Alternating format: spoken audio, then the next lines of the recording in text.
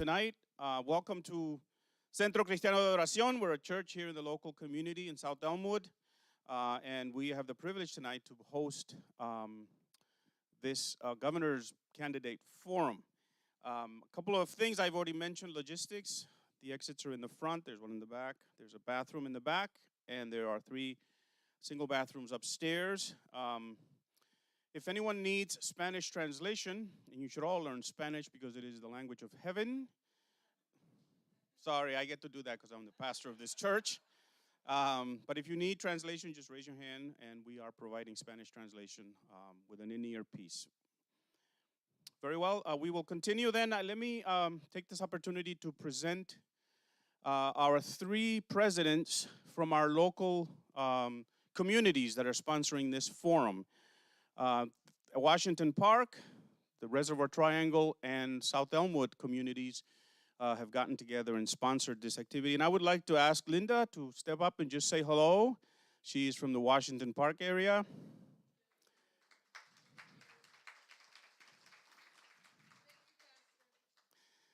Dave Talon is our president of the Reservoir Triangle Community Association. You want to say a few words?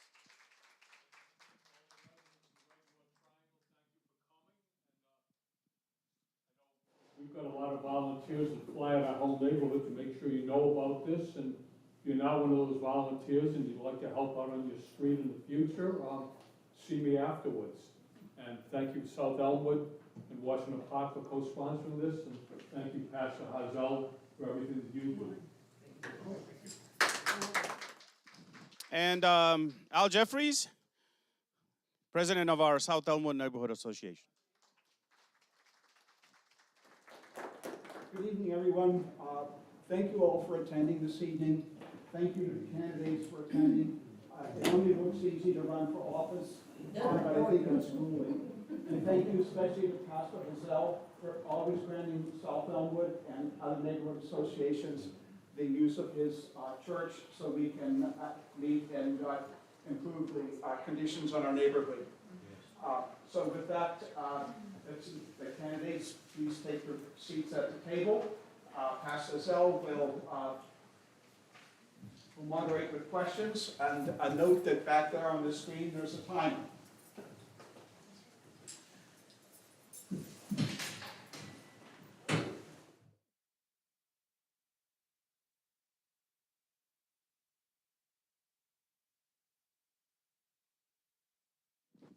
Let me give you just the format in which we are going to try and do this this evening.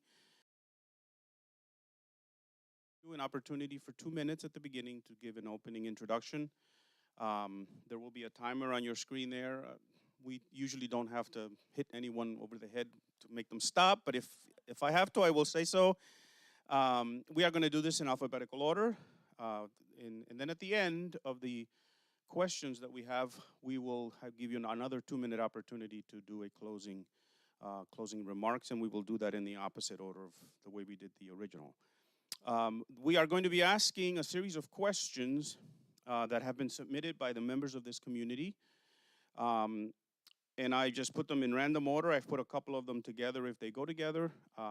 And we will ask the questions in sequential order for each candidate, each round of questions. And each of you will get 1 minute to respond to the question. So we're not necessarily debating. We're more answering the community's questions. If you want to debate, we can do it at the end, after the second.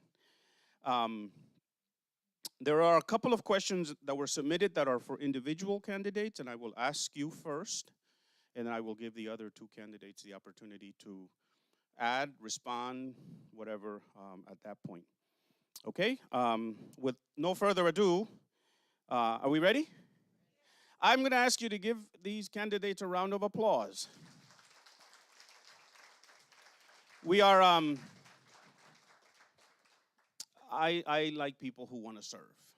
And if you're in a church setting, you know that that's very important. And I know that maybe politics is a little bit different, but they have decided to serve us, and I am happy to have them here. And the first question on our list I thought was very apropos because we had a flood on Monday and Tuesday, if you haven't noticed, and that musty smell you smell is because we had a lot of water here in the church this Monday and Tuesday. And so I would like to ask, I'm sorry, I haven't even given you the opportunity to speak, right? Yes, I'm sorry. See, I get nervous. All right. I'm so excited about this question with the flood that all right. So here's how we're going to do the opening question. It's going to be in alphabetical order. So it'll be Helena. Did I say that right? And then Madam Secretary, and then Dr. Munoz will speak in that order. So you have your mics. They're on. Yep. And then you can address us for 2 minutes. And there'll be a timer on your screen there. Well, thank you all so much for being here tonight. And Pastor, thank you. And each of the presidents, thank you for what you do. It's so important, the connections locally. I think being in an environment like this, I wanted to just reflect on my mother. My mother died 13 years ago.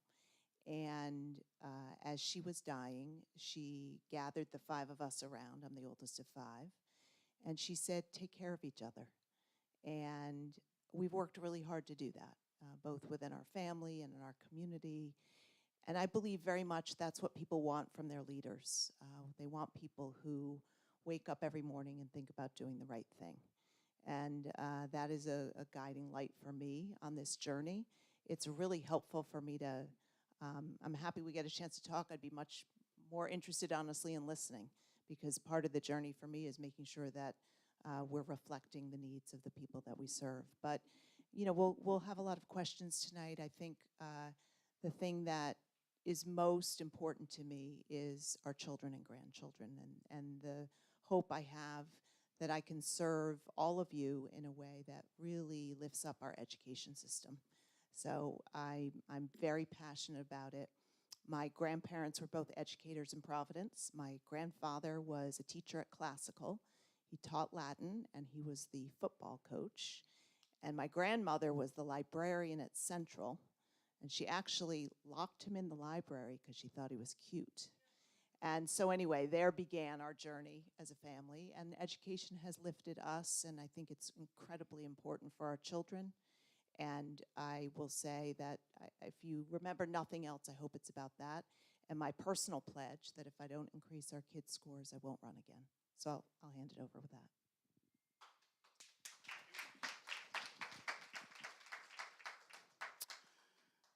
Madam Secretary, please. Make sure it's on the little red button. Oh, that's on the little red button on the top. Ahora. Okay.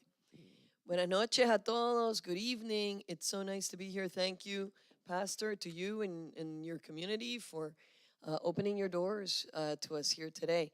So I'm Nelly Gorbea. I'm your Secretary of State. And like many of you in the audience, I came here not knowing anyone 30 years ago and found in Rhode Island a beautiful community. I'm originally from Puerto Rico, and came to college on the mainland, as we like to say, and was blessed with the opportunity to go to Princeton and then study public policy there, work in New Jersey state government, and then go ahead and do a master's in public administration at Columbia in New York City. Got married, and marriage was what brought me to Rhode Island. And quickly got involved in my community. It was my way of rooting myself. And I joined the Governor's Advisory Commission on Hispanic Affairs. And then next thing you know, I'm on a series of other organizations like the United Way of Rhode Island's board and Neighborhood Health Plan of Rhode Island. I'm working in the private sector, then in the nonprofit sector at the Rhode Island Foundation. And through all of that came a real commitment to working for people. And finally, eventually made my way to being elected Secretary of State in 2014, which was a historic election. And through those 8 years that I've been your Secretary of State, I'm proud of the work that we've done. And now I want to take it to the next level, to the governor's office, because it's time that we have government that really focuses on the needs of people. And I'm looking forward to building an economy that's more equitable and just. And when I say it, it's not something I'm just saying. It's something that you can see in the work that I've done throughout 30 years in this state. And so I'm looking forward to talking more about all those issues. Dr. Luis Munoz.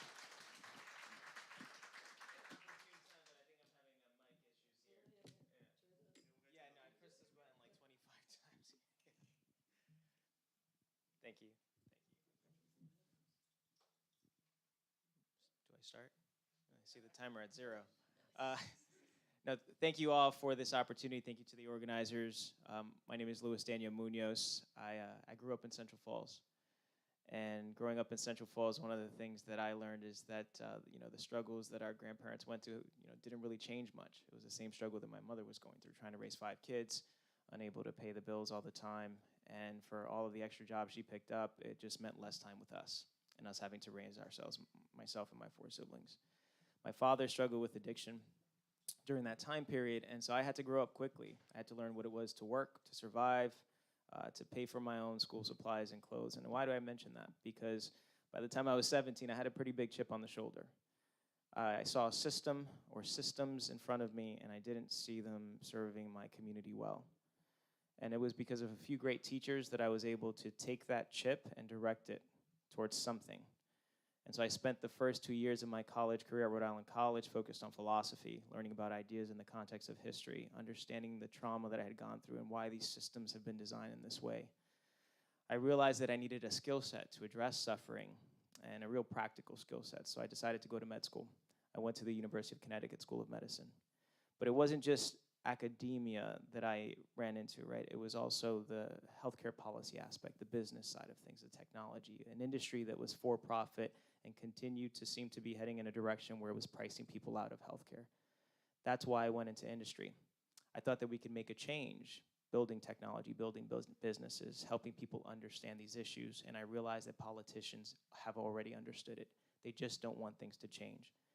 The governor's office is the only office in the state of Rhode Island where healthcare, infrastructure, housing, commerce, and every other department intersect. And every problem we have intersects in our ERs.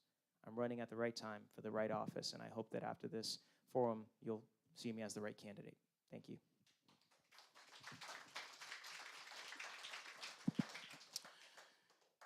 Very well, thank you. We'll begin with the questions, and we will begin in the following order. First, Helena, and then Dr. Munoz, and then Madam Secretary, and the sequence will change as we move through the questions. So the first question I thought I wanted to ask, this one in particular, we had an event here on Monday and Tuesday, and in the recent flooding of the Port of Providence and the entire area on Monday, what changes would you consider making to avoid an environmental crisis when we experience the next big one? And then there'll be a follow-up question to that, which is our water systems are vulnerable, our sewer systems. How much money will be directed towards infrastructure, drainage, and things like that when we talk about climate change, but what are we going to be investing in terms of infrastructure? So in light of the flooding, what would you be doing to avert this in the future, Helena? Okay, great. So these are just 1 minute, right, Pastor? Yes, we have 1 minute. So a lot, okay. So 3 things I'd be focused on around resiliency and adaptability. And obviously the storm was devastating a couple days ago now. And we all know many people who were stuck. But it's a very good question to think about, what do we need to do? So number 1, I have as part of my plan a blue economy bond, a $250 million bond that I'd like to put out there to make sure that we're investing in our greatest asset, which is 400 miles of coastline. And with that, I think we could invest in entrepreneurship, but also take a portion of that money and invest in and rethink our Oscar system, which is the system we have for resiliency and adaptability. It's a fund we have which gets really meager funding every year from the state. It's insufficient. So that's number 1. I'm looking at the clock. I'm going on too fast. Number 2. I'll ask the second question. You can just. Okay. Number 2, I would revamp the CRMC. We are one of only 2 states in the country where political appointees can overrule the decisions that get made by experts. And number 3, we have very old emissions data. So we can talk more, but those are the 3 things I'd be focused on. Dr. Munoz? Yeah, this is a lot. So I'd say, yes, I believe that we need to reorganize the CRMC and the regulatory agencies. DEM certainly needs a shakeup. But we also just need to talk about floodwaters. It contributes to the spreading of pollutants in our community. It puts our communities at risk. We have rising sea levels. We know that even if we try to mitigate that, the sea will continue to rise. Global warming is happening. We need to rethink our hurricane barrier, make improvements as it relates to drainage in the city and our highways. Director Alviti said that materials from a construction site were the reason that the flooding happened the first time. The second time, he said it was because the rate of rain exceeded the rate of drainage. The reality is that we have so many impervious surfaces. There are surfaces where things don't get absorbed, and we're not using those surfaces. We need to pull those surfaces up. We need to plant more trees. We need to have bioswales where water can get absorbed into the earth. We need to reforest our slopes. This is how we make sure that the floodwaters get filtered within the ground and don't get to our kids. Thank you. Yes.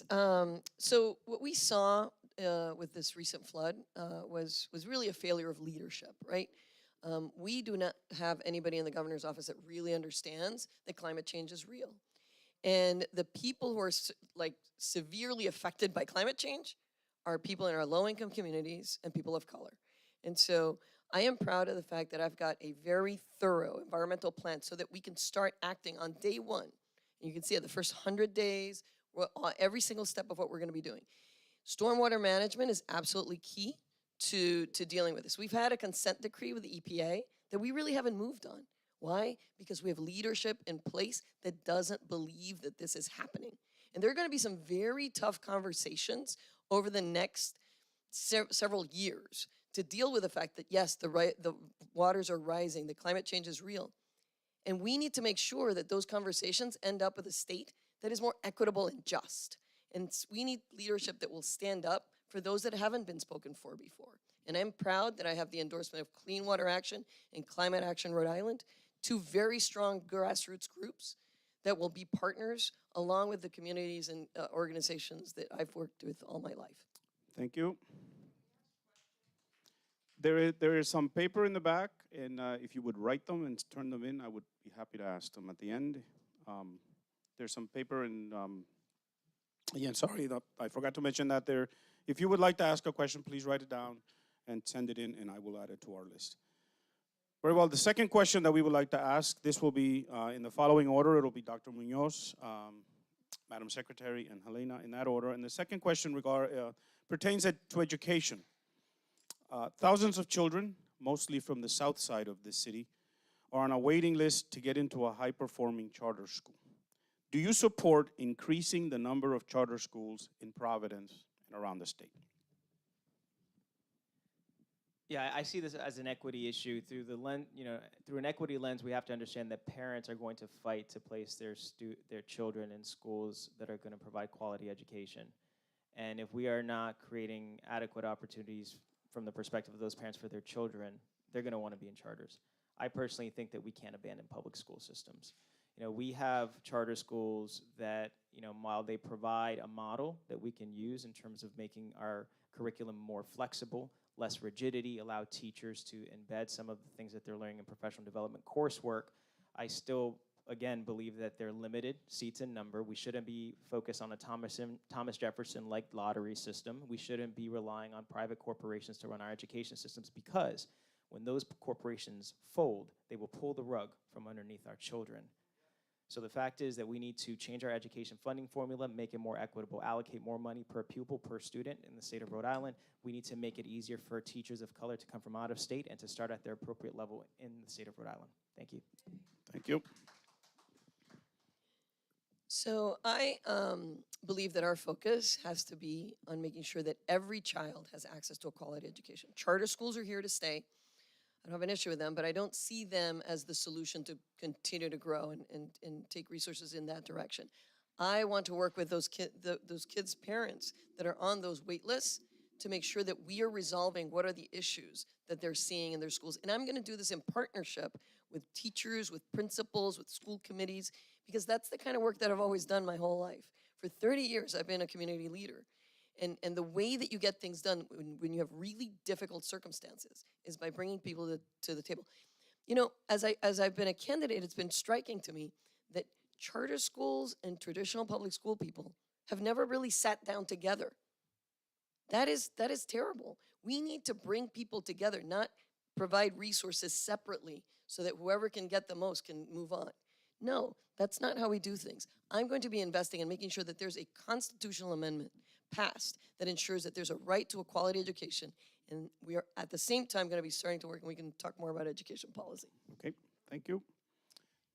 Yes, I do support charter schools. I'll give you a number that is really striking to me. There are 24,000 kids in Providence Public Schools. And last year, do you know how many applications there were for charter schools? 19,000. And that speaks to the need that parents feel. And so to take that right away, I think would be a big mistake. That being said, we have 128,000 kids in all our public schools in the state and only 10,000 charter school seats. So we've got to invest in our traditional public schools. I'm the only candidate who has a concrete plan to spend $1 billion on public schools. You could see it all on my website, helenafolks.com. I have ideas like before and after school care, summer school, K through 3 teachers assistants, mental health counselors. Every proposal idea has a dollar amount next to it. We have a lot of money that is sitting there that's not been put to use. And I have said if I don't improve our kids' scores, I won't run again. Very well, this next question will be for the Madam Secretary first, then Helena, and then Dr. Munoz. And the question is, what concrete steps will you be taking as governor to curb the rise of inflation? Well, although inflation is a federal issue, it is really hurting our people. And there's no denying that. And inflation manifests itself in many different ways. And I know this because my friends all talk about it, right? So inflation right now is being seen through housing. And I'm going to be the housing governor. I'm going to make sure that housing is affordable to people in this state. A child that moves twice in a school year because the parents can't afford the rent or the utilities loses that school year. I don't care how good the schools are. Housing is foundational to education. Housing is foundational to health. It's also foundational to climate change. And so housing costs are having a huge impact in the budgets of our families. There's other issues like prescription drugs that we absolutely need to tackle because private sector companies and pharmacy benefit companies are taking too much money out of the pockets of regular folks. And as governor, I will lead in making sure that many of these corporate interests are held in check by policies that make our economy more equitable and just. Thank you. So I agree. This is it's hitting people every day. There's a woman who's a dear friend of mine, and she said, you know, she cooks every week for herself and her brother, and historically she was spending about $70 a week on her groceries, and now she's spending $120. And she said, Helena, I'm not making any more. And so she's hurting like a lot of people are hurting. I have two very specific ideas that I think could really help in the short term. First is to make sure that there's a middle class tax cut, giving $500 back to everyone making $100,000 or less in the state. And number two, a very concrete plan around prescription drugs. I would like Rhode Island to be the first state in the country where we have zero copays on insulin and asthma medications, with a new way of approaching it so that we reap the benefits of people staying out of the emergency rooms and therefore invest those savings further on in more drugs that could go down to zero copay. So I think it could be really revolutionary in this country and put Rhode Island in a shining star place for the people here.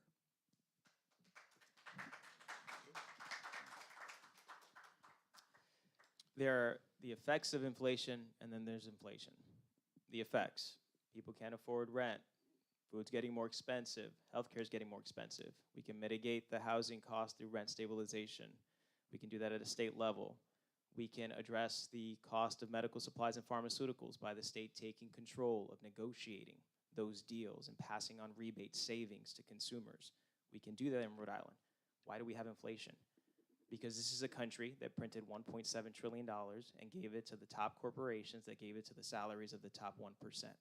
That's why we have inflation. So we need to tax the rich. We need to increase taxes on those making $450,000 or more.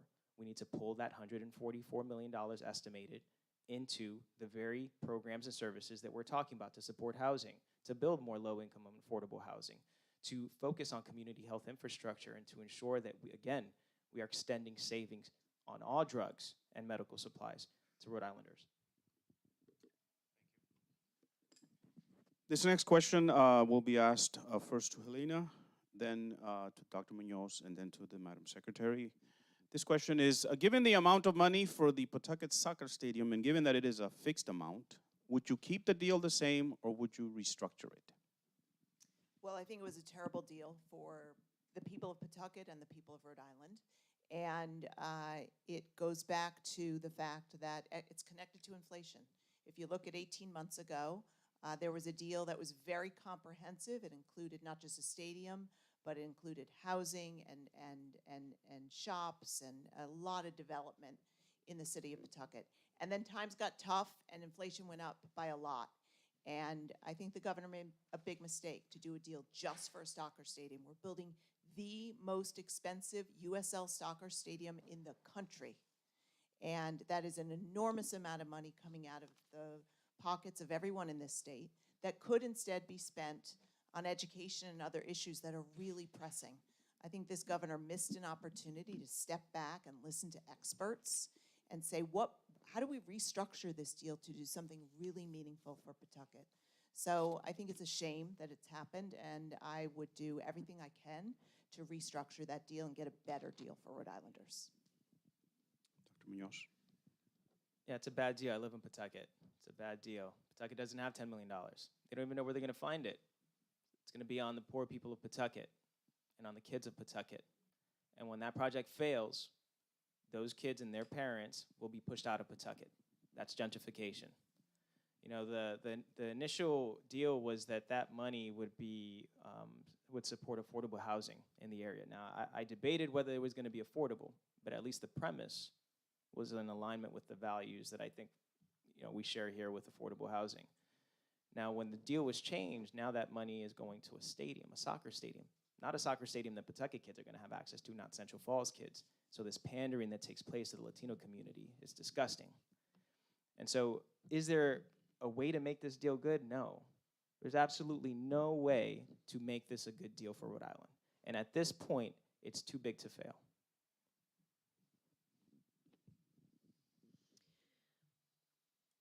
It's time. Sorry, I'm waiting for the clock to start. Okay. It's time for Rhode Island's economic development policy to move away from the shiny object, right? We're told, oh, if this company comes, it will change everything. If we do this one project, if we redo this one building. No. Sorry. What will really change things in our economy, what will really save Pawtucket is better education, affordable housing. We need to use our government dollars to invest in people. Sorry. No, it's okay. We can give you 20 more seconds. So the Tidewater deal was a mistake. It should have been put on pause. And so when I'm governor, I am going to look at what are the alternatives here, because the deal is currently structured, it's not working, and will be too costly for the people of not just Pawtucket, but all of Rhode Island. Again, our economy, in order to get to a better place, has to be about investing in our education, investing in housing our people, and then in infrastructure, stuff that is of the public good. That is what moves people forward. Thank you. Very well, this next question will be for Dr. Munoz first, Madam Secretary Gorbea second, and Helena third. Question number 5 on my list here. Let me see if I can word this. Were you in favor of the $3,500 bonus or amount of money that was given to certain state employees and certain union members during the pandemic? And if we were to have another event like that, would you do that again? Yeah, so for me, it's not the question as to whether we're looking out for workers in the state of Rhode Island. It's whether we're doing so in an equitable way. And, I think that what we fail to recognize in Rhode Island is that while checks are given out and there's some people that benefit, there are plenty of people that aren't in the know, they aren't in the, lucky union Or in the case of vaccinations, I found it interesting that while people didn't have access to vaccinations, the administration was quick to move on getting 18,000 teachers vaccinated, while people around the block here were having trouble getting it. And I'm bringing up vaccinations because for me, that was a personal, something that I was heavily involved in the state's Equity Council. So I think that, yes, we need to have supplemental wage programs that focus on getting minimum wage earners more resources so that they can have access to a livable wage. And we do that by supporting micro businesses that can tie into that supplemental wage program. This would happen in terms of $3,500 checks. Deals like that are kind of helping some and not others, I always have a problem because from my perspective, did we have an equitable approach? And not being in that room, I don't know if we did. I think that those bonus payments were very problematic in that there are people in those state employees in public service that absolutely deserved a bonus payment because they went beyond the call of duty and were taxed in a way that, others weren't. So, but the problem that we have is, again, we have a failure of leadership in the governor's office. Real leadership communicates clearly what's happening and why. And that, the way those bonus payments were communicated changed about 3 different times so that they became a symbol of honestly political pandering, doing a disservice to the people who actually did deserve them, the essential workers who were really pushing through that pandemic. And so I have a problem with that kind of leadership, and that is why I'm running. I am running so that we make sure that when we make decisions, they're based on equity, on justice, and that Rhode Islanders can embrace the actions of their government because they know that it's in the best interest of everyone. Yeah, I really agree with that. I think this was an example of the governor flip-flopping, which he does a lot. And the first communication was that it was a $3,000 bonus to get your vaccine, and that seemed odd to most Rhode Islanders since we'd all gotten our vaccines without a bonus. And then something turned on that. I don't know if it was the politics of it or legal issues. So then it was just a $3,000 bonus. And I think at the end of the day, if we needed retention bonuses to make sure that people could stay in their jobs, then I would totally have supported that. It didn't feel like that. But I think there were some people who needed retention bonuses, and we should have been clear about that. I think the worst symbol of all of this is the fact that we have state judges who got these $3,000 bonuses. These are people making $200,000 a year or more, and they certainly did not need a retention bonus. They have lifetime jobs. Thank you. This next question is for Madam Secretary in particular. We will give the other 2 candidates an opportunity to answer as well. And let me find it here. Question number. Okay. Bear with me here because I had it. Oh, here it is. It has to do with taxes. Madam Secretary, in your first TV ad, you promised to raise taxes if elected. Why do you think this is a good idea when the state budget has a surplus of $1 billion with a B? And to the other candidates, as you answered, do you also promise to raise taxes if elected? Yes. So what I said, and I still stand by very clearly, is that in this country, big corporations have pretty much gotten by without paying their fair share. And while we do have a surplus at this point, those funds are being allocated as we speak, and they've been spending as we speak. And we came into this situation of the pandemic with a structural deficit for more than a decade. So we're electing a governor that's going to, yes, manage the surplus, manage efficiencies, which I'm going to do. But when the rubber hits the road, where are you going to get any kind of additional funds? And I think we have to be very clear about our values. And I will go to corporations with a 1% increase. 1%, we're going to match Massachusetts. And by doing that, we will be able to continue to invest in our schools, in affordable housing, and infrastructure. That's where my values lie. When I say we're going to get to an economy that's more equitable and just, we are going to do that by tackling those who can pay more to do so. And we're going to invest in our small businesses as well. Thanks. Either one of you, go ahead. Dr. Munoz. Yeah, so the commercial property tax rate in Providence is like what, top 3 in the nation. In cities, you have the tangible property tax. It's like 5.5% here, 1.4% in Newport. I'm in alignment. We should be increasing, or at least matching and competing with Massachusetts on the corporate tax rate, but we should be phasing out the tangible property tax rate. That's the tax that disproportionately impacts our micro businesses. That's a regressive tax. So we can talk about progressive taxation, taxing the rich, increasing by 0.5 to 1% the corporate tax, but we have to alleviate the burden on our micro businesses, the bodegas, the restaurants, those businesses that overnight pop up on the street corner because someone is trying to figure out a way to pay rent for the next 12 months. And for some reason in the state of Rhode Island, that 20-year-old chair that they put on the table for someone to eat, they're paying taxes on it. It depreciated like 30 years ago, and they're paying taxes on it. It's a joke. We can make these changes, the governor and the city mayor together. Thank you. So I would not be raising corporate taxes, and the reason is I think we're going into a recession, and we need to be competitive and make sure that the businesses that are here can continue to grow and prosper so that they keep hiring people. And I talk to business leaders all the time, small, medium-sized businesses who say, I have choices to make in terms of where I invest. And I think it sends a bad signal. We're already one of the highest tax states in the country. To add to that, I think, is a mistake. And I believe that there's an opportunity for us to be really clear about, what the Secretary's specific proposal is, because she said large corporations. I'm not sure what size businesses she's talking about. I believe that gross domestic profit corporations would be hit, and those are small companies in the state. So I worry about those small businesses. I worry about the message it sends to them. Thank you.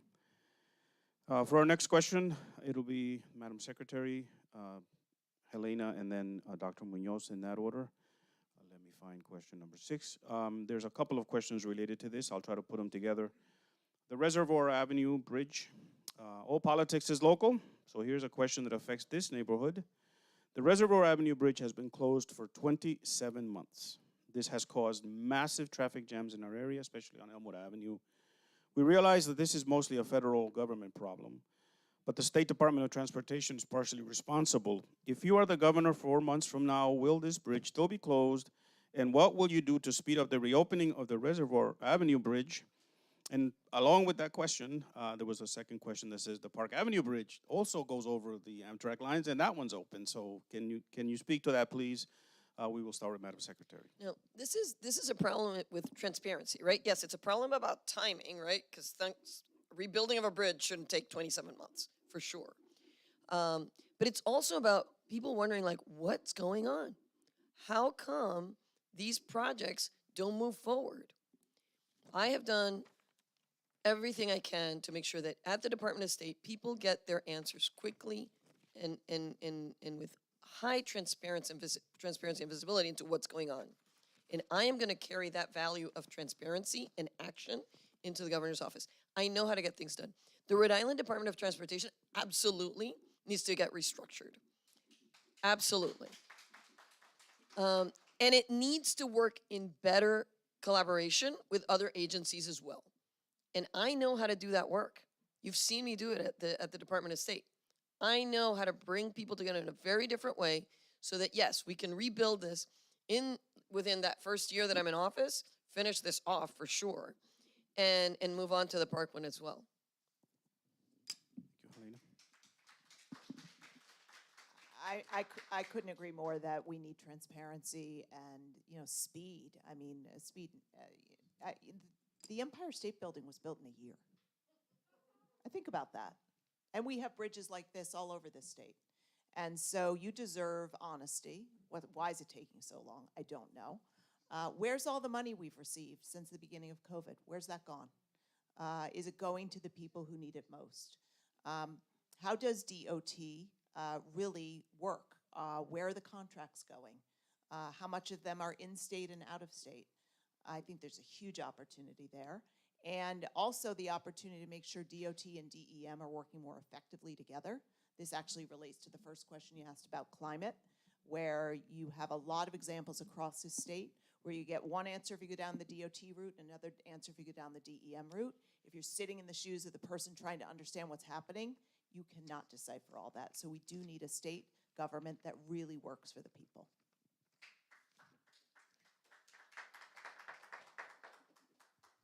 Yeah, we need to shake up DOT. Leadership at every department, I will say, needs to be challenged about whether they're willing to implement a more progressive vision. And when it comes to bridges, when you look at the reporting, they say about 80% of our bridges are fine, 20% need work. And so the question is, why are some communities prioritized and others not? I think that's a fair question. We can just look at Rhode Island's history and probably get the answer. So I think it's not just that we have more transparency. It's not just that we put the dollars towards the development. It's also that we bring the community in to put pressure on representatives, local politicians, right? Because this isn't just about doing what's right or setting a task or delegating a responsibility. We need continued pressure. Because at the local level, one of the things that I realize is, when people have questions, having access to the governor has been so difficult. So I'm certainly going to be a governor that's going to be on the ground doing more of this, conversations and pushing the buttons when needed. And again, making sure that we're prioritizing the communities that have historically been marginalized by multiple administrations. Thank you. Okay, next question will be first for Helena, then Dr. Munoz, and then the Madam Secretary. This should be an easy one. Elmwood Avenue is a state road, and it needs sweeping, and it needs maintenance. Will you be willing to all the city to make it a bike-friendly and to do additional cleaning and sweeping on Elmwood Avenue? Yes. I mean, that sounds like a very easy and simple and good idea. And I think it's also part of the role of the governor to be on the ground and listening and responding to the needs of people who are depending on this. So I absolutely embrace that concept and would love to be able to serve all of you and hear what other ideas you have, quite frankly, because I really think that if you ask people throughout my career what made me successful, it was that I'm a very good listener. I do know how to sort of be in the places where people share with me what's really going on, but what I can do for them is take action. I'd love to be able to do that here for you in this community and help understand what are your key priorities and how do we make sure the state's really working for you. Can you repeat the questions about, so do I believe that the streets should be swept more? Yeah?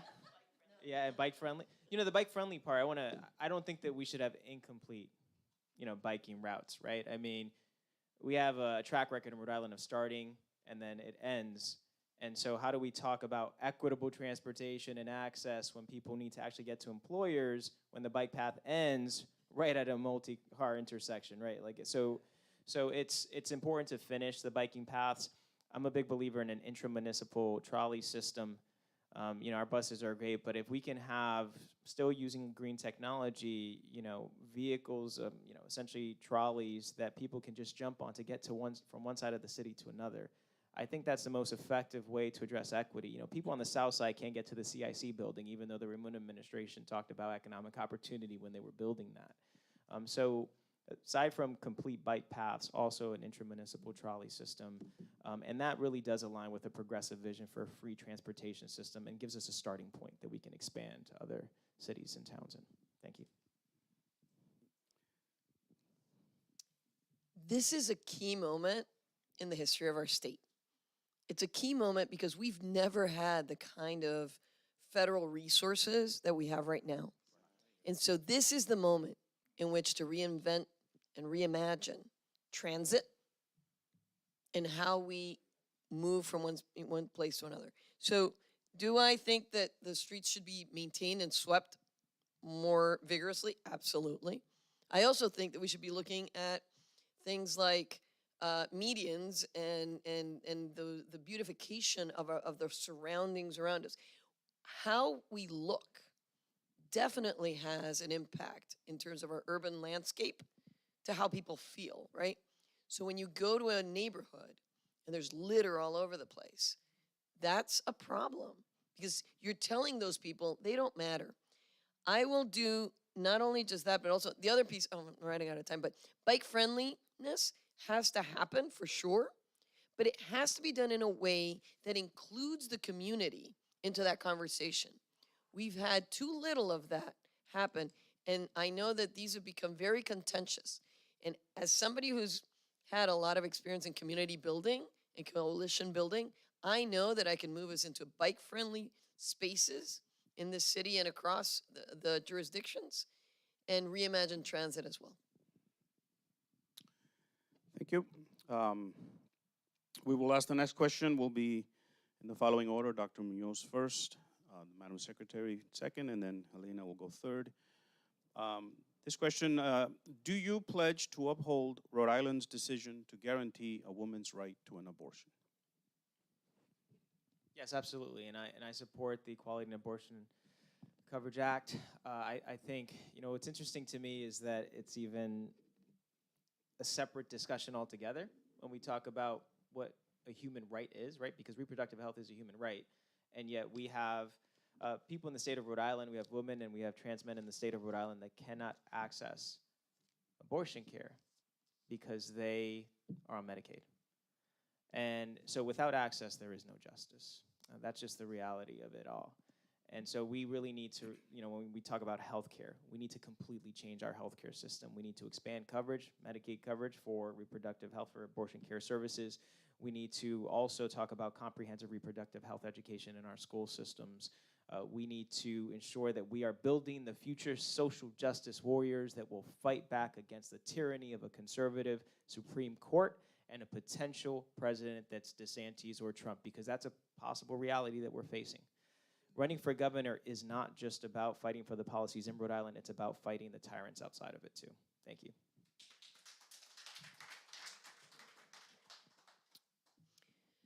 So I absolutely fundamentally have always fought for a woman's right to choose whether or not she has to have an abortion. And I've done it for 30 years. I've gone to marches, I've testified, I've advocated, and I'm proud to have been a part of the 2019 codification of Roe v. Wade. As governor, I will absolutely bring in the Equality and Abortion Act coverage into the budget and make sure that it passes. But this is more than just about this one issue. This is about being a governor that historically has always in her life included people and made sure that we protect human rights. I am very proud of all of the work that we've done to make sure that voting rights are protected in this state. We have made voting more accessible, more secure. Why does that matter? Because right now, thanks to all of the improvements that we've made, we've been able to get people to vote when they can, whether it's early, by mail, or on the actual day. That changes who votes, changes the results, which gets us more women, more people of color, more people from a variety of backgrounds to be elected into a general assembly that can then support the kinds of policies like abortion rights and others that matter to regular folks. That's what matters. I absolutely also support making sure that all women have a right to abortion coverage. And I think it's really sad that this governor did not insist that that happened before the end of June. He had a budget. He could have said, I'm not signing this budget till you put it in. This is right after Roe was overturned. And I can't believe that happened. Women have been fighting this for the last 3 years. And the governor's been talking about the letters he's written on the topic. Letter writing is not leadership. Leadership is pulling people together to make something happen. I would also go one step further. The first budget I would propose would include access to abortion care for all people in the state. But I'd go one step further. I want to create a regional compact of every state in the northeast of this country to make sure we are the safest place in this country for women and doctors to have access to reproductive rights. Thank you. This next question is specifically for Helena, and then we will give the other two candidates an opportunity to speak as well. Neither the Speaker nor the Senate President are beholden to you for their paycheck. How do you plan to get them on board with your education agenda? And what is your plan and how will it be executed to have 100% of Providence school pupils reading at and performing at math grade level? Yeah, it's a really good question. One of the very liberating thoughts for me as I enter office is I'm beholden to no one. If you look around at all the endorsements that have been handed out, no one's endorsed me. So guess what that does for me? It gives me a sense of freedom to come in and really serve our children. And I think that the children haven't had a voice up on the Hill. So I look forward to that. I'm sure that I'll figure out how to work with them. I've worked with a lot of complicated men in my life, so don't worry about that. 25 years at CVS, I have some stories.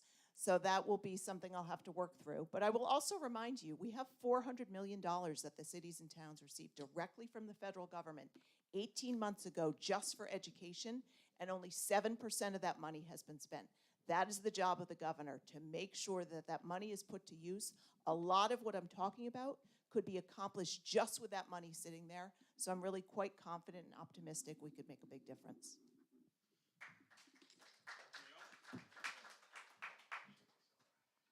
Yeah, we need to do a lot.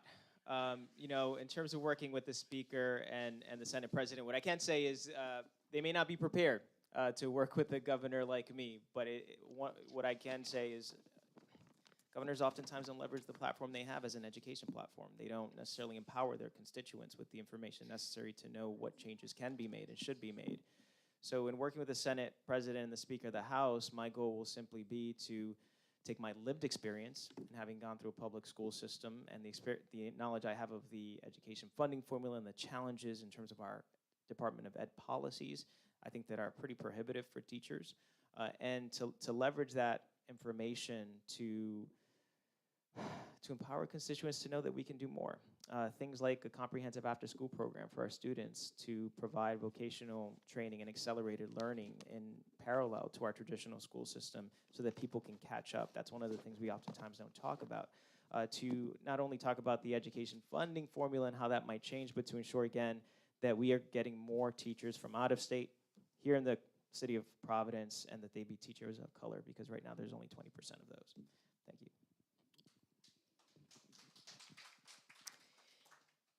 So actually, I have lived experience with getting the Senate President and the Speaker, a variety of them, to do what I think is the right thing, to work for people. And I'm proud of that track record. I've actually had 24 bills passed through the General Assembly. Bills that have fundamentally changed the way the Department of State works so that it works for people. Bills including half a dozen bills that have opened up access to our elections and made them more secure. And they've culminated in the Let Rhode Island Vote Act. So I can, it's less of a formula than it is the lived experience of knowing how this system works. And at the moment that we have right now, with the clock ticking on the federal funding and making sure that we spend that money before the clock ends, because there's a time limit on the use of those funds, we need somebody who can come into this, ready on day one. And I know that I can be that governor.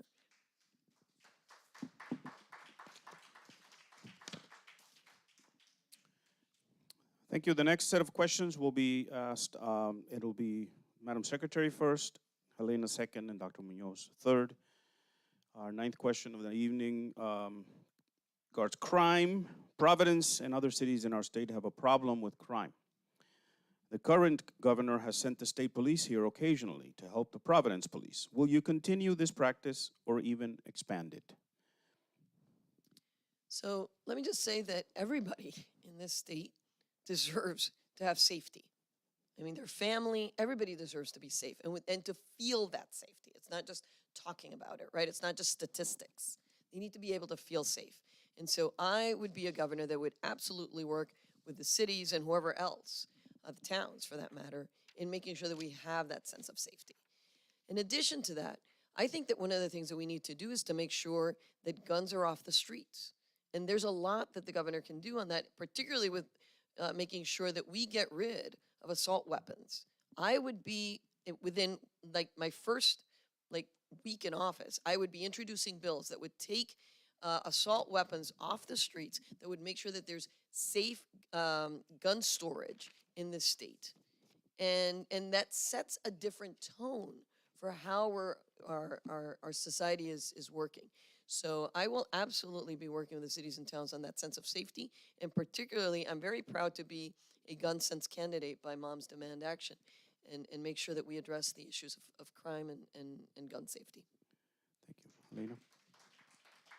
Yeah, I think the most important thing that all of us think about every day is how safe are our children. And obviously there are communities where the sense of vulnerability around that is much more intense. So I think the job of the governor is to work with local community leaders to figure out where could it be helpful, but also to be aware of where there are places where it should not be.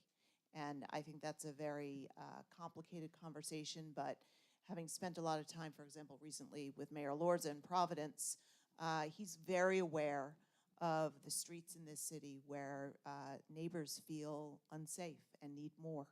And so continuing that spirit, I think, is a big opportunity for the next governor. Agree, I would wholeheartedly support a ban on assault weapons. The other thing I would add is I think that it's time to really re-examine SROs and eliminate them. I think the analogy I would use is they are a hammer in search of a nail. And by eliminating those, we could invest instead in mental health resources in our schools and really lift up the safety of people in those communities.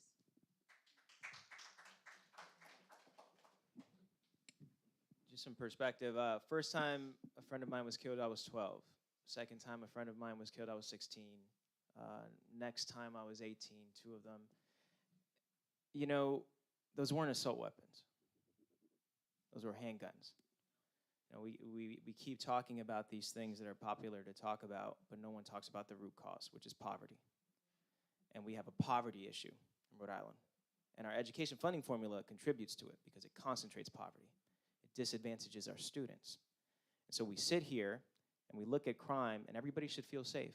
This is true. But what is our action or reaction to crime? It's to put SROs in schools. And so we've had 234 violent arrests in Providence, creating trauma to students. Those students leave with that trauma, even those that weren't a part of the arrest, and they go out into the streets and they think that they should be the thing that everyone says they are. So we need mental health workers in our schools. We need to address the root cause, which is poverty. We need to create more services, free community health centers, family services, First Connections. I can name you a number of programs, childcare program, assistance programs. All of these things need more money. Without more money in health and human services, crime will not stop. It will go up.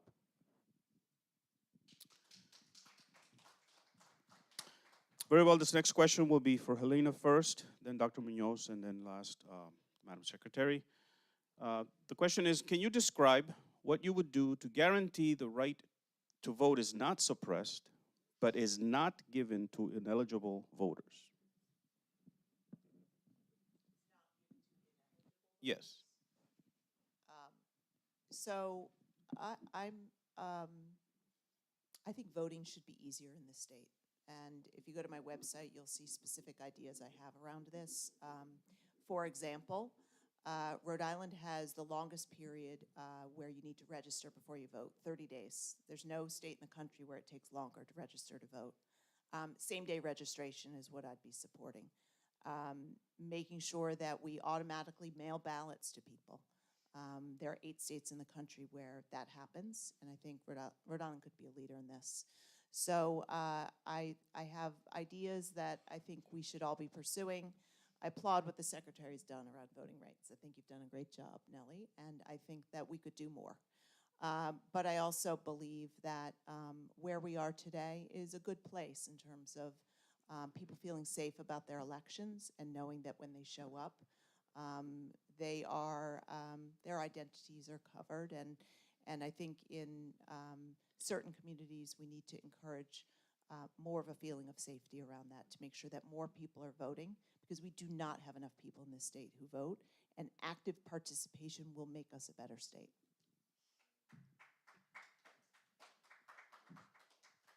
Yeah, I'd agree. We don't have enough people that vote. The whole system seems to be designed to disenfranchise communities. I think it starts with representation. So before I get to voting, I want to say we have a nomination signature process that keeps working people out of office, even from running from office, running for office. And as a result, if uninspired, people will not come out to vote. So I don't think the problem is that people that don't, are not qualified to vote are going out to vote. I think is that people that are qualified to vote don't want to come out to vote. And when I think of, I agree that we should have same-day registration. I think we should have, when it comes to progressive changes, have mail ballot submissions online or some type of vehicle where we can actually make it easier for people who have access issues, mobility issues. We have the technology in front of us, but we have fear. I get that national politics is telling everybody that the system may be rigged, but it's not. I think we're trying to do our best to show everyone that the system's not just secure, but that frankly, our biggest problem is that people have been disenfranchised from the electoral system, and therefore many do not have representation. Well, I love this question because the right to vote, protecting voting rights, has been a passion of mine, and it's part of what has brought me to you here today. I believe fervently, and I've always defended people's right to vote. And I believe that it is when you have a diversity of opinions, perspectives, and backgrounds around the policymaking table that you get the best government. And it's why for 30 years I have been fighting for this, whether it be, in my 30s, making sure that we took the General Assembly to court for redistricting, for redistricting that was biased against people of color in South Providence, and making sure that those lines were redone. Or today, as your Secretary of State, passing half a dozen laws that opened up access to the ballot box while making it very secure. Showing up every day to work with that in mind. And we've seen it in that you now have a system that has elected greater diversity across the board. This is why in other places, they're trying to restrict the right to vote. And I am proud of the work that we've done. And yes, there's always more that you can do. We need a constitutional amendment that will get rid of the 30 days. That's definitely the next step that this state has to take so that we can have same-day registration. But in order to get there, we absolutely needed to make sure that we did all the steps that we have up to now. Thank you. We're getting towards the end. Hang in there, a few more questions. Is 8:30 okay for everybody? Yeah, keep going, okay. We'll ask as many of these as we can. Hopefully nobody leaves. Let me find, okay. Here, it's a question and then a follow-up. It says, and we will ask it for first Dr. Munoz, then Madam Secretary Gorbea, and then for Helena. Is there a reimbursement? Speaking of climate change, is there a reimbursement for a homeowner if they invest in solar panels? And if not, would you commit funds to such a program? Yeah, there used to be a rebate program, but that's not funded now, right? So we need to actually, increase the amount of funding for a legitimate rebate program for solar panels. I certainly believe that we should be heading in that direction. I think we can start by setting a precedent, having every city hall, every town hall in the state run by solar. It's hard to tell people what's a good idea when, as a state, we're not even taking steps to show that it works.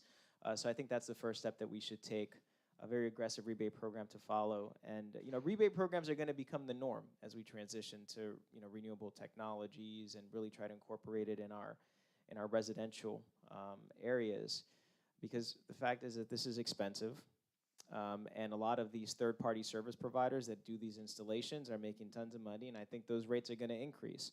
So it's not just about the materials, it's about the installation. As a state, we also need to establish protections. We don't talk about this a lot because it's kind of a deterrent, but we need to make sure that as more people start to adopt these technologies, that we have some cap pricing on the services of installation. Thank you. So one of the many reasons I'm excited about hopefully being your next governor is that this is a key transition that our state is about to make. And we can become a leader in renewable energy. The solar field right now in our state is kind of like the Wild West. Yes, the rebate programs pop up for a while, then they go away. Suddenly, tracts of green forest or green land are being taken down to put up panels, and it pits the more rural communities and against the renewable energy and the environmentalists. All of that needs to stop. You need leadership at the governor's office that takes this seriously, that makes us a leader, that sets some order and structure so that we are putting solar on existing buildings, so that we're making it easier for microgrids to happen. But part of what we need to do is to tackle the grid itself. That is the key barrier to getting solar. It's not whether there's a rebate program or not, although there should be some of that. It's doing that. And in this new field that's happening, or this new economic sector, we need to make sure that not just the jobs that are created are distributed through a variety of demographic communities, but that the businesses that are being created are also representative of the diversity that is this state. And that is part of what I hope to do as governor. Yeah, I think this is going to be a very exciting next decade, and we're getting $2.5 billion in infrastructure money from the federal government, and solar is a very good example. We need a real strategy. The governor has laid out what he calls a 2030 plan, which is big aspirational goals with no roadmap to get there. And what I've learned in my life is the way you get stuff done is you create action plans, milestones, and you hold people accountable. And so what I've always done is pulled experts together to say, how do we develop that roadmap? I'll give you a couple specific ideas on this particular one. I think that Dr. Munoz's point is an excellent one on immediately out of the gate having solar panels on statewide buildings and I would say bus stops too, to send a signal to all Rhode Islanders that we're going to be a leader in solar. I also very much agree that we should not be cutting down forests to put up solar panels. We should be using brownfields to do that. And then certainly we should be looking at what incentives need to take place to help people from a home ownership perspective as well. Jordy, answer? Okay, sorry.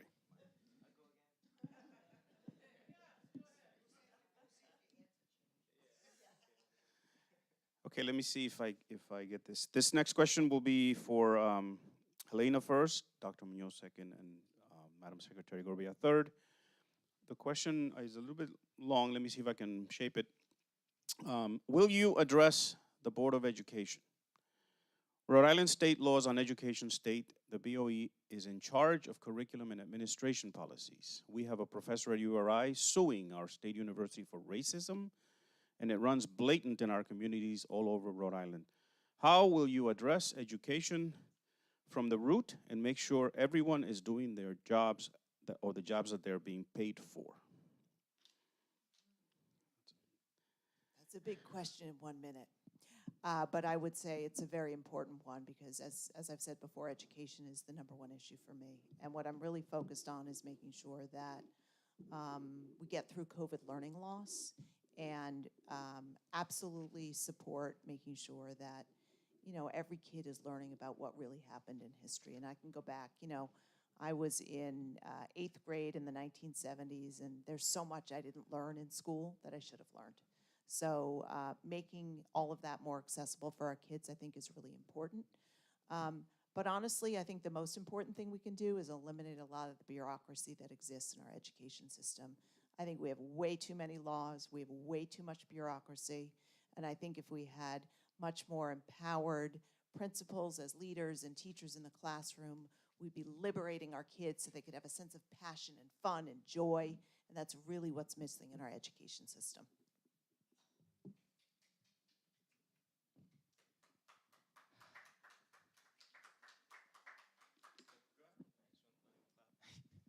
So the Board of Ed, I'm a community organizer on the State's Equity Council with community members that are here today.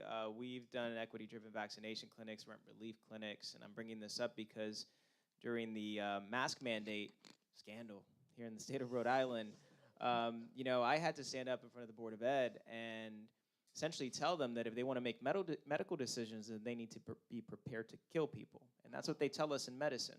When you make decisions, you may, in fact, make the wrong one and kill someone. Then the Board of Ed decided that it would push the back-to-school programs, the plans back if the schools didn't have a mask mandate on it. That's what it took. The Board of Ed overrided the governor, right? There's power. That power should be in the community. It should be a community-elected board. That's not bureaucracy. That's community. That's what I believe. So there's a lot of work that needs to be done in our society around racism, and education's one of the ways in which we can hopefully address it. I would deal with a number of things. Look, we've starved our public sector of professional development. One of the first things I did as Secretary of State was to do a series of professional development workshops, and one of them was absolutely about diversity and inclusion. Nobody had done that really.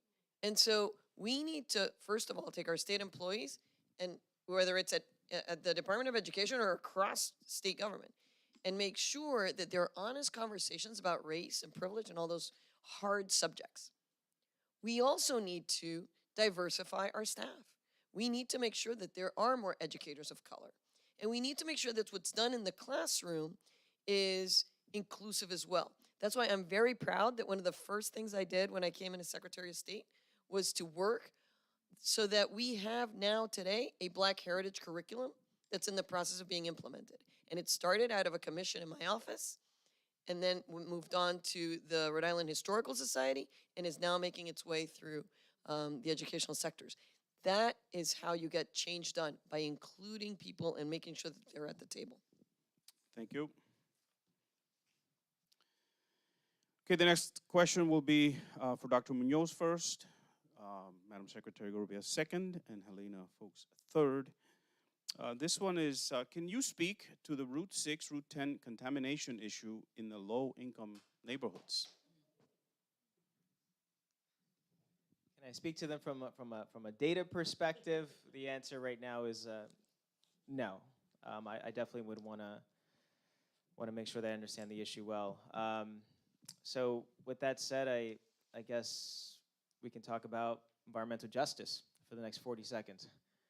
You know, I think we have all these environmental justice zones, but we have very little enforcement, I think, in the state of Rhode Island. We're seeing it now in Pawtucket with Morley Field. Got a green space. They want to turn it into a parking lot because they don't want to clean the green space up. And that seems to be the pattern here in Rhode Island.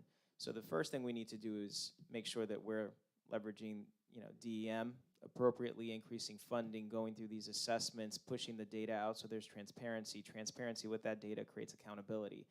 And accountability at the expense of litigation. So from my perspective, that's what we need to do to ensure that we have environmental justice measures in place to protect communities, because we're seeing it all around the state. Thank you. So whether it's Route 6, Route 10's contamination, I mean, really what this is all talking about is our fossil fuel economy, right? We need to move away from it. And as governor, I have made a pledge to make sure that we do that. And in fact, that's part of my environmental plan.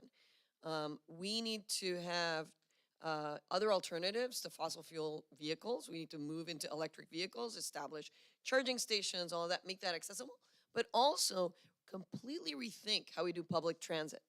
I would love to get to that place, and I'm gonna get there, where we have free public transit. That should be available, and that should be on clean energy vehicles as well. So we need to address the pollution, but you need to go to what's causing it as well. And as governor, I'm looking forward to doing that. You can see more about it on my environmental plan, and yeah, let's get it done. I don't know enough of the specifics on Route 10 and 6 on the particular issue you're asking, so I wish we had more time, because I'd be interested to hear from the person who raised the question on what you see as the opportunity. But look, this is the moment for us in the next decade to really have a clean, green economy and a transportation sector that matches that. One of my proposals is to do a $250 million blue economy bond. I've referenced this before, but this would be a way for us to both invest in our greatest asset of 400 miles of ocean and make sure that we have an economic engine, but also that we're investing some of that money in electric and vehicles and rethinking our roads and transportation in general, because 50 years from now, we're going to look back on this time and see us for the dinosaurs that we are at this moment. So we need a leader at the governor's office who knows how to not just talk about big things, but to actually get them done. And I look forward to working with experts and many of you in this room to help all of us get to a much better place and have roads that make our children and grandchildren very proud. Okay, the next question will be first for Madam Secretary, then for Helena, and then for Dr. Munoz. This question is around affordable housing and rent control or rent stabilization. I'm going to try to pull them together. Rent stabilization is a good start, but what happens to protect homeowners that are trying to stay above water? And how do you propose to get affordable housing? The government can't tell landlords what to charge for rent. I'm going to tackle the affordable housing issue as the housing governor. I think it's the #1 issue affecting us right now at a variety of price points. When I was executive director of Housing Works Rhode Island, and we built a coalition to build 2,000 affordable homes through a couple of bond issues, at that time we were talking about low-income housing and housing the unhoused. Right now it's everybody. Like, you can have a couple with 2 jobs and they still can't afford a place to rent, let alone a place to buy. We need to liberalize where and how we can build housing throughout this state. We've set up too many barriers that are nonsensical barriers to the building of housing, and that's what's strangling our situation. We have a situation where you've got Airbnbs moving in, you've got corporations moving in to buy housing, and too little housing has been built because of all these barriers. I am going to be a governor that works with the cities and towns to streamline that process and get going within the first 6 months to build more housing and bring these prices down and bring them to an affordable rate so that regular Rhode Islanders can absolutely have a place to call home.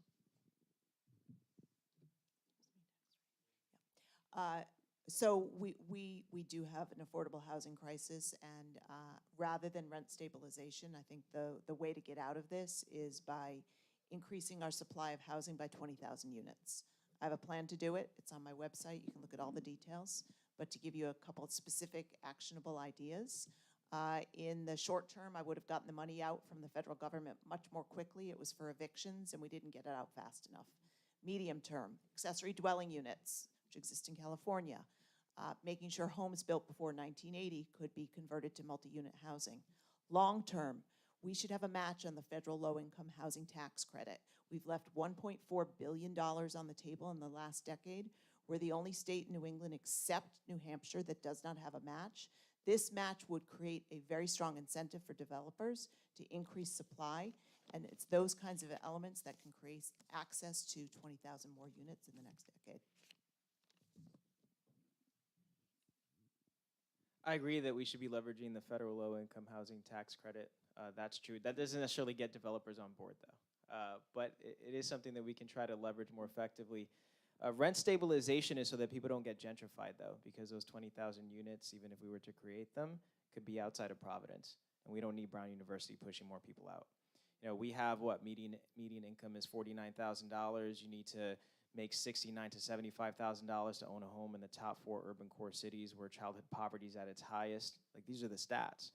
So what we know is that people aren't making enough. You need to make about $25 an hour to even, cover rent.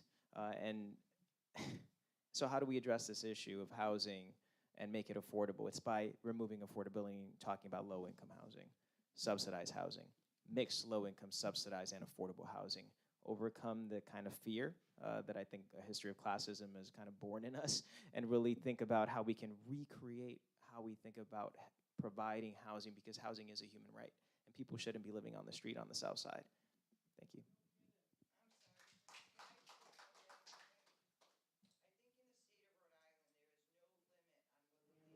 Raise their rent each year. A lot of states have a rental limit. You know what I mean? Like, Rhode Island has no limit. A landlord can raise your rent $300. Right, so Secretary Zane and I both said rent stabilization, so I can say that I agree with. Yes, I agree with the limit. I'm in agreement with Reclaim in terms of the data and how it works out that it should be capped at 4% increase. Yeah. So that's my perspective. Couple more. See if I can wrap them up here. This question will be first for Helena, then for Dr. Munoz, and then for the Madam Secretary. Is there a hand somewhere? No? Let me see if I get this question. Okay.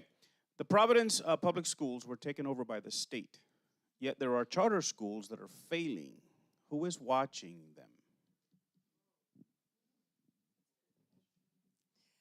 Who is watching them? I don't know who's watching them right now, but I think that's the job of the governor, to look at all the schools and make sure they're performing the way they should. And I often get asked about charter schools. We got asked earlier in this evening, and there are some really good charter schools, and then there are charter schools that are not good. And we do need to look at those schools because they do create a funding issue for the public schools. So I absolutely would be looking at those to make sure that low-performing charter schools either get up to standards or go away.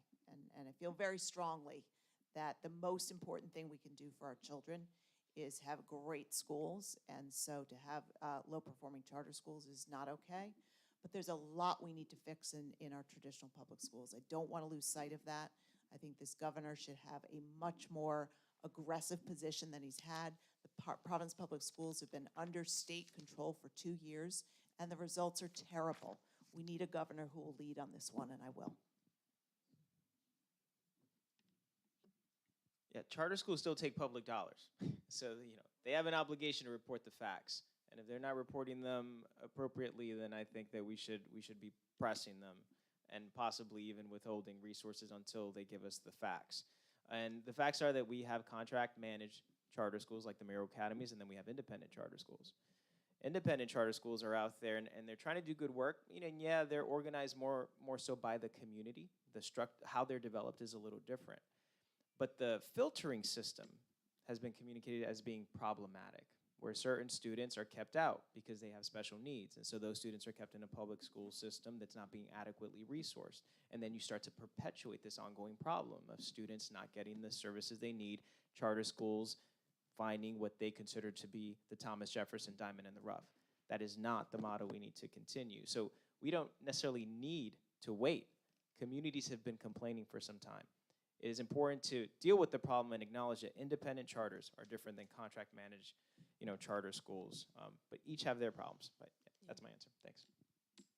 So in many ways, this issue of the charter schools, by the way, so to answer the question, it is the role of the Department of Education of the board to actually monitor what's happening with the charter schools. And we've had at least one actually get closed because of dismal performance. But really what this speaks to is, in many ways, and this is something in government, the structures sometimes can be improved, but it's really about what's happening inside, right? It's 6 of one, half a dozen others sometimes in terms of what's the leadership? What's the leadership expecting and how is it managing it? That's why I know that much of my attention and resources are going to be in the traditional public schools. I know that with a little bit more attention and more collaboration with our teachers, with our superintendents, with our school committees, we can turn things around in our traditional public schools, and it's where my focus is going to be. That is where the bulk of our students are. We need to rethink our funding formula. We need to provide greater resources to those who are really in need. If an urban school district doesn't have enough money to provide aids and yet has a population that's proportionally more people in poverty, then of course those kids are not going to be able to succeed because they're not getting the kinds of resources that they need. And so we need to make sure that we balance things out and that we're more equitable and just in how we do our educational policy. Thank you. We have 2 more questions. This next question will be for, in the following order, for Dr. Munoz, for Madam Secretary Gorbea, and then for Helena. My question number 14 on my list here. Let me find it. So we've talked about shaking up the DEM, the DOT, and things like that, but these are union employees that are protected and can't be fired. So how are you going to do this? How are you going to change these departments, as you've mentioned before? Yeah, well, when I say shake up, I mean leadership. I mean, the people that are going to either give a hard time to the governor or not in implementing a more progressive vision. DEM is interesting, right? So DEM, you got the Port of Galilee. You got the situation in the Lighthouse in Narragansett. So the town proposes affordable housing for commercial fishermen rather than Palino. Everybody knows Palino, right? Making money off a parking lot. And yet the DEM rejects the town's bid to create affordable housing. DEM, because the DEM is making money too, right? We're making money. There's some inconsistencies in how the DEM operates throughout the state. And yet the same DEM that does that goes to Warwick and said, oh, there's a rights of way, but the city of Warwick shouldn't purchase the rights of way from this, property owner that wants to essentially make it a dump site, because then the city might be liable for cleaning it up. That's the same DEM. So when I say shake up, I mean leadership, the leadership that has seen these inconsistencies and continue to operate in that manner. So a lot of times, again, things get pitted one group against the other, and unions tend to be the bad guy in many cases.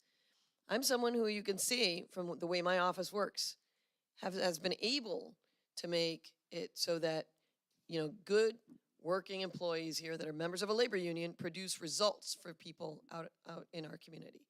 And so this is a very important time. This is not a time to bring in people who don't know how to manage in a labor environment.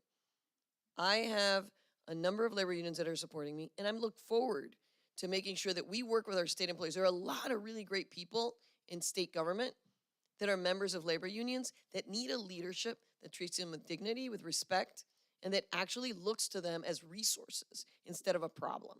And so that's the kind of leadership that I want to bring, and that is part of why I know I can be the best governor.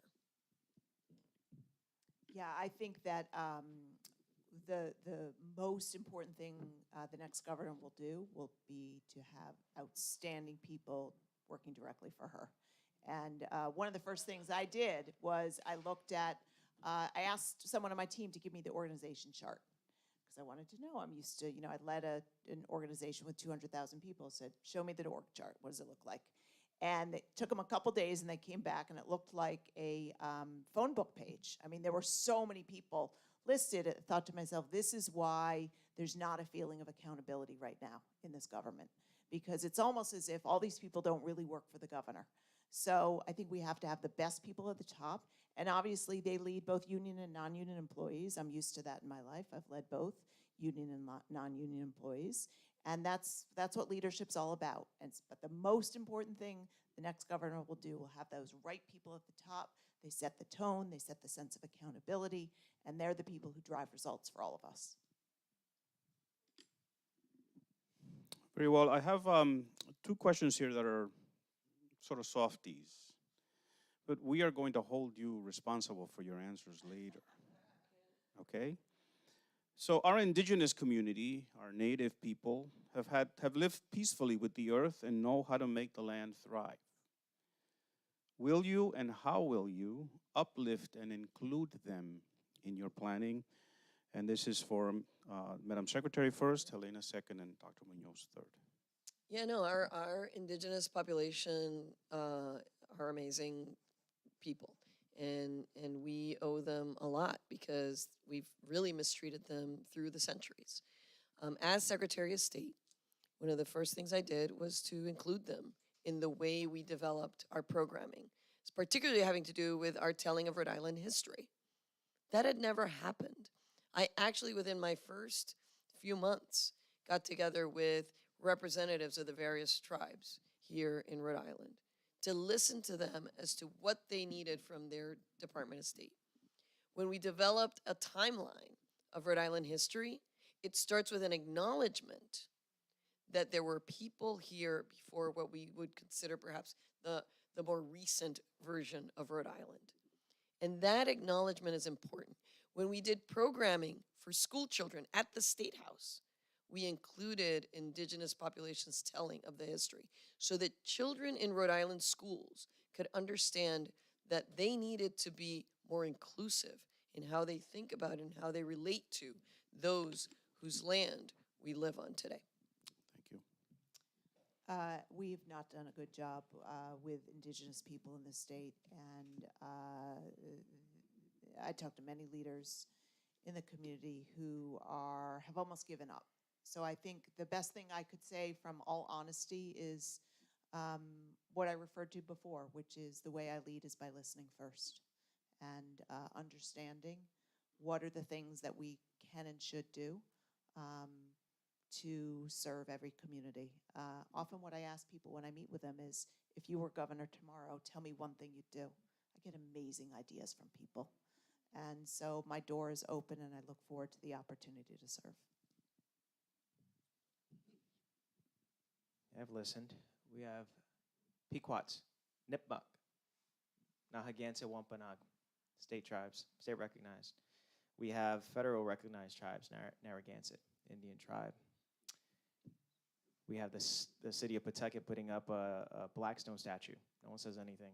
$1.1 million. Whether it's money laundering or a statue, it's in everybody's face.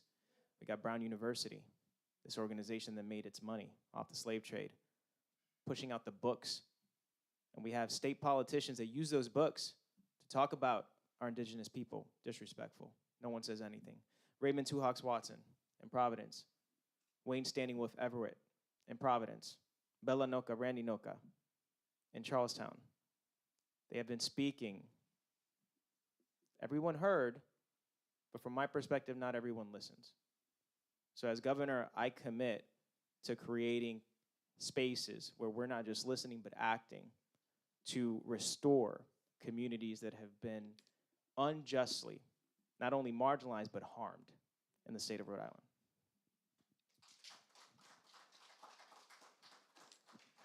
The final question before we go to closing summaries. Again, it might seem like a soft question, but we will hold you to it. Would you support an urban tree planting program of at least 5,000 trees in 5 years? This is for Helena first, Dr. Munoz second, and Nelly. Absolutely, and I'm going to say higher, Bob. This is a huge opportunity for us to do much more in our urban communities. I would love to see thousands and thousands and thousands and tens of thousands. So I look forward to that. It's not only important for the climate from a long-term perspective, but really important to the communities in the short term. And as the heat rises, we have to do this.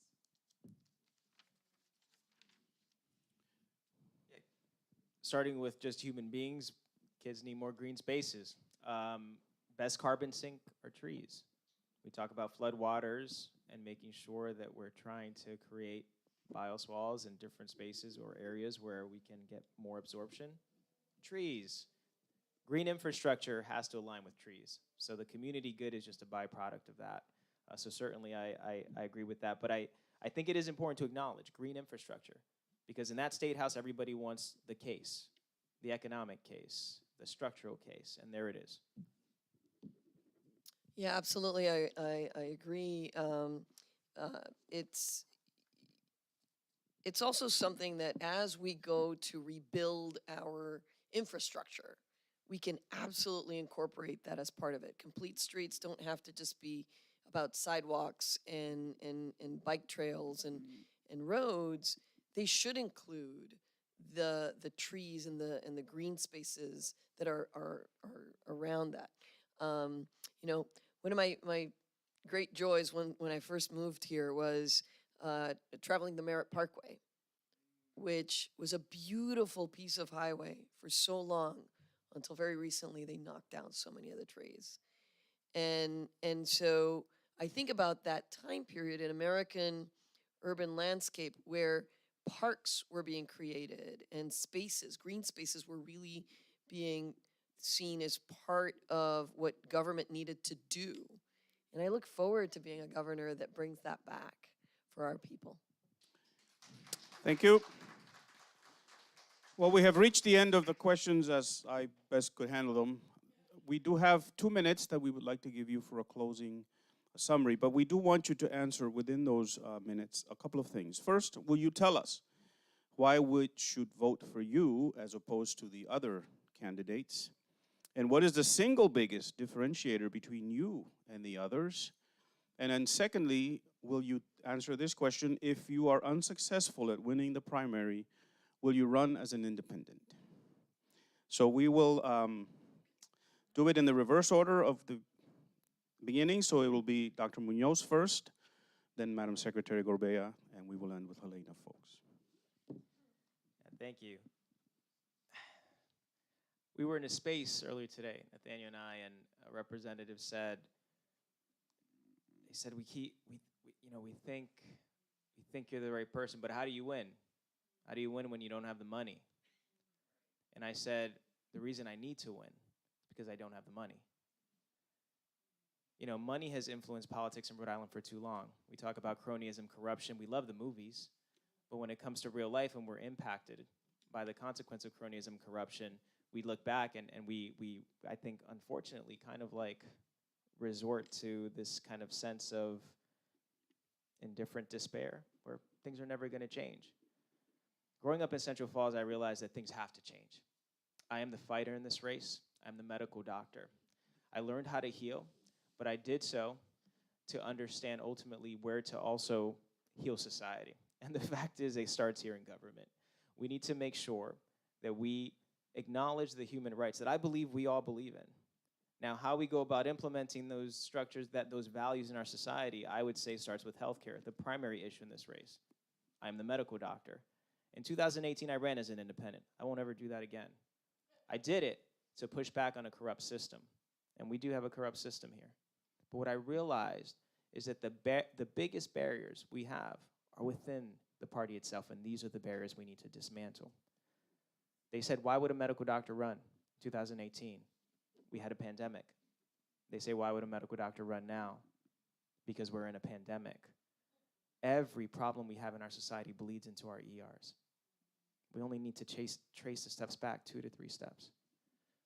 If you want to see why I'm the fighter, why I'm the right candidate, please go to governor2022.com. Look at the work I've done, my body of work, and the values that are manifested in that work. I'll be a governor that stands with you, fights with you, and it's for the next 7 generations that we're all fighting for. Thank you.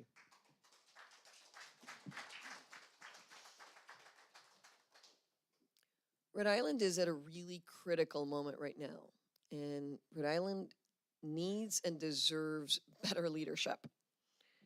And I will be the governor that will work for each and every one of you.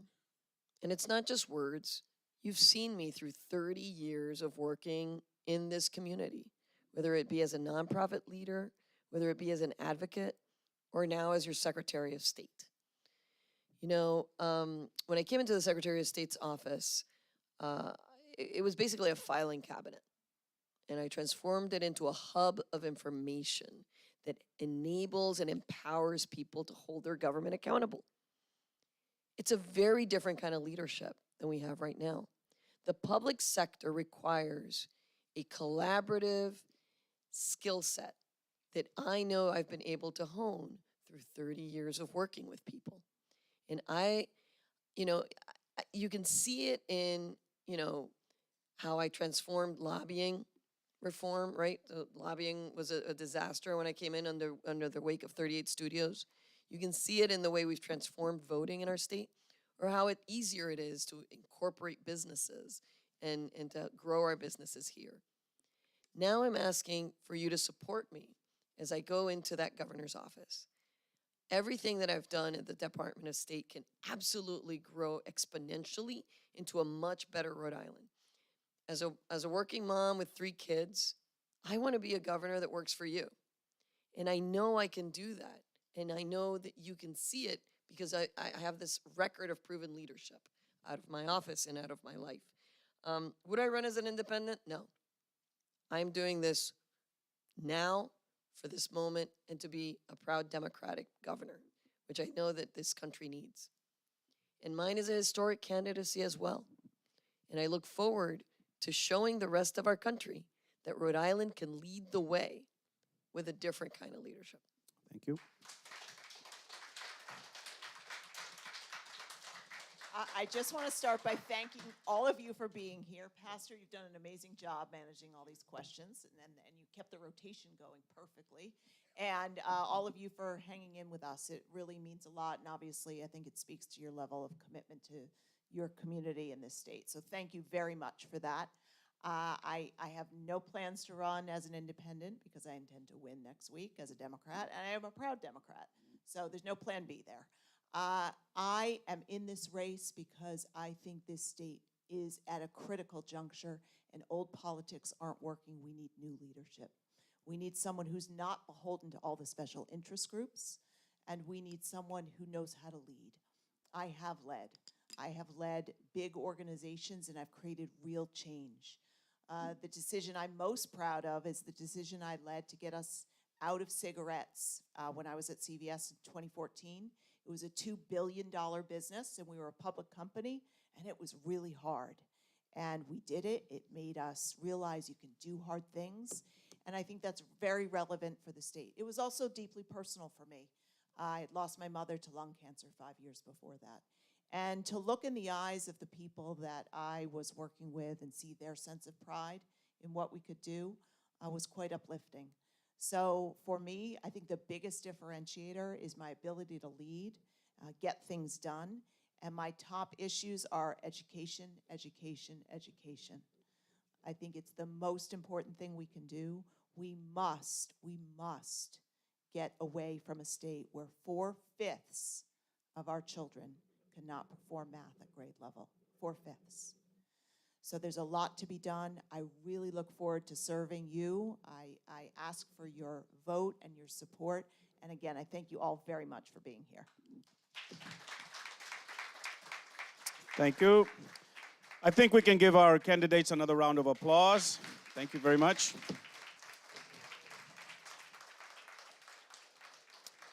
I also think we should give a round of applause to our three presidents, Al, Linda, and David.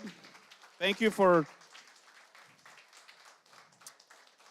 Have a good and pleasant evening, and let's get out and vote. Thank you. If you don't vote, you can't complain.